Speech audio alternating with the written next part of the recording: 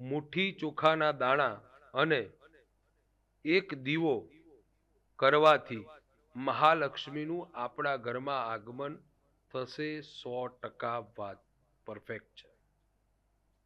Perfect ઉપાય આપને આપું છું. મારા ઉપાય બધા સાચા હોય છે પણ વાર લાગે. ઘણા લોકોનો ફોન આવે, મહારાજ મારું તમે કીધું એ પ્રમાણે કર્યું છતાં પણ મહારાજ અમારું થયું નહીં. તો વ્યારા ભક્તો, એકદમ કોઈ વસ્તુ થતી નથી. ઝાડ હોય ને ઝાડ, એને પણ ઉછેરતા વાર લાગે. તો મહાન ઉપાય એ છે કે એક મુઠ્ઠી ચોખા એટલા માટે કીધા છે. બહેનો આ ખાસ તમારે કરશો તો પણ ફળ અક્ષય મળશે.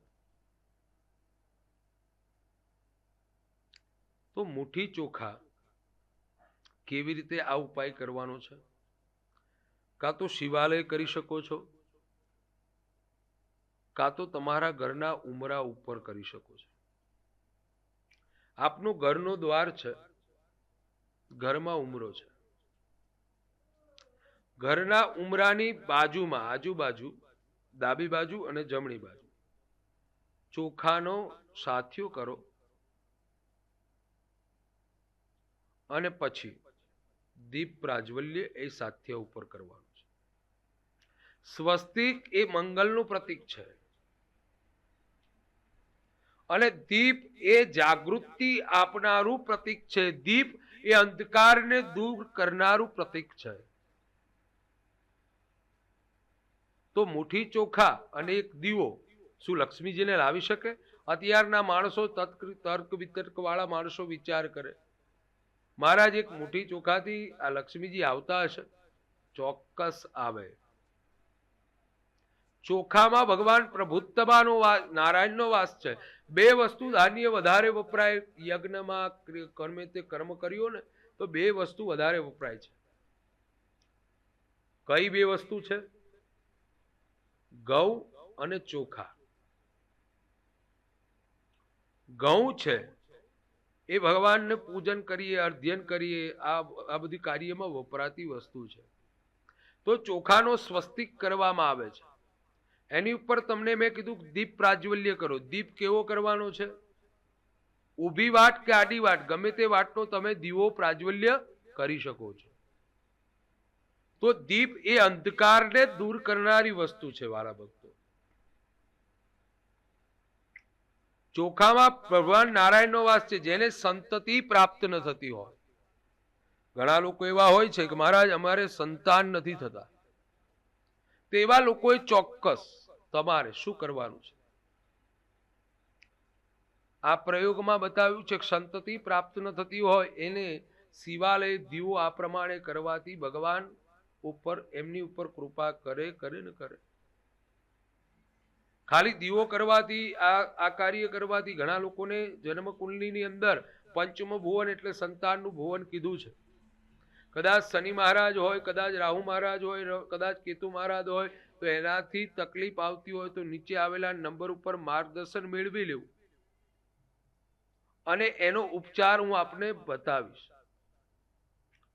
કદાચ તમારો ફોન મને ન લાગે, કદાચ તમારા ફોનનો હું જવાબ વળતો ન આપી શકું, એટલા માટે એક સરસ બેસ્ટ ઉપાય એ છે કે તમારા ફોનમાં વોટ્સએપ હશે, એ વોટ્સએપ ઉપર તમે વોઇસ મેસેજ પણ મોકલી શકો છો અથવા તમારી લખી અને સમસ્યા પણ વોટ્સએપ કરી શકો છો. મને જ્યારે ટાઈમ મળે, કારણ કે હું કદાચ કથા વાર્તામાં હોય, કદાચ યજ્ઞ આદિ કર્મમાં હોય, તો કદાચ સમય નથી બધાય મળતા, એટલે ખોટું લગાડવાની જરૂર નથી. તમને યોગ્ય સમય મને મળશે અને એ તમારો મેસેજ જોઈ અને હું તમને વળતો મેસેજથી જવાબ આપીશ અને પછી આપણે વાત કરીને પણ જવાબ તમને માર્ગદર્શન મળશે.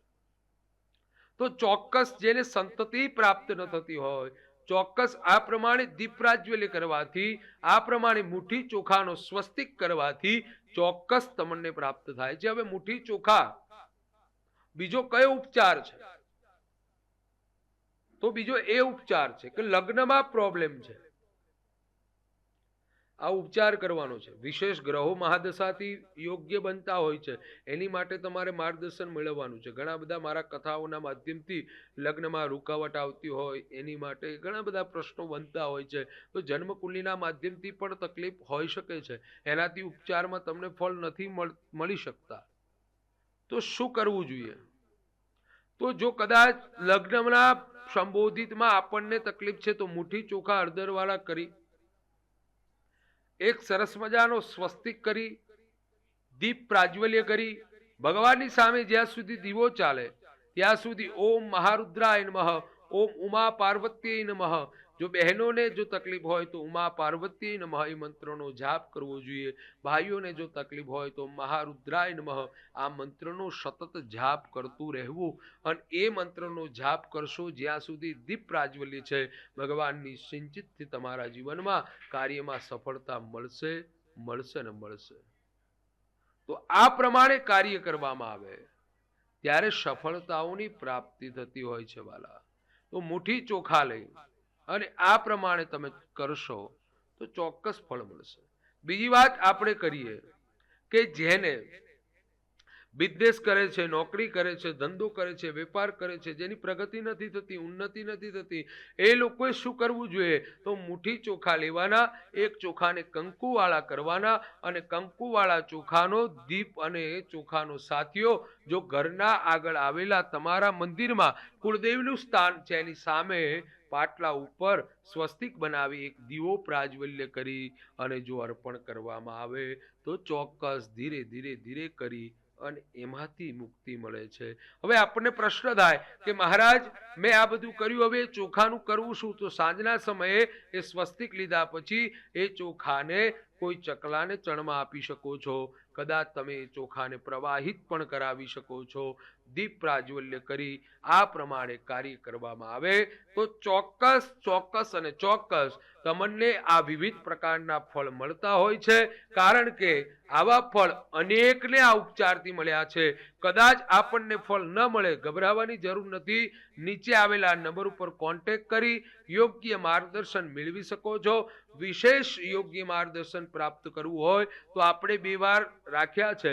શનિવાર અને રવિવારના દિવસે તારાપુરની પાસે મોરજ ગામ આણંદ જિલ્લામાં આવેલું છે અને ઉમિયા માતાજીના મંદિરે મને ફોન કરી અથવા મેસેજ કરી અને આવી અને યોગ્ય માર્ગદર્શન તમે મેળવી શકો છો.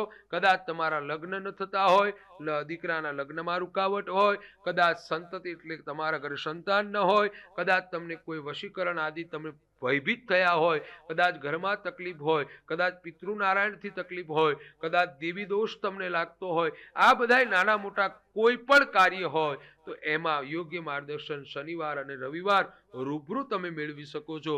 બીજા વારે તમે ફોન કરી અને કદાચ હું અહીંયા હોય તો તમને મળી શકું છું. તો પ્યારા ભક્તજનો, મુઠ્ઠી ચોખા લો અને દીપ અર્પણ કરો અને સમૃદ્ધતા પ્રાપ્ત કરશો.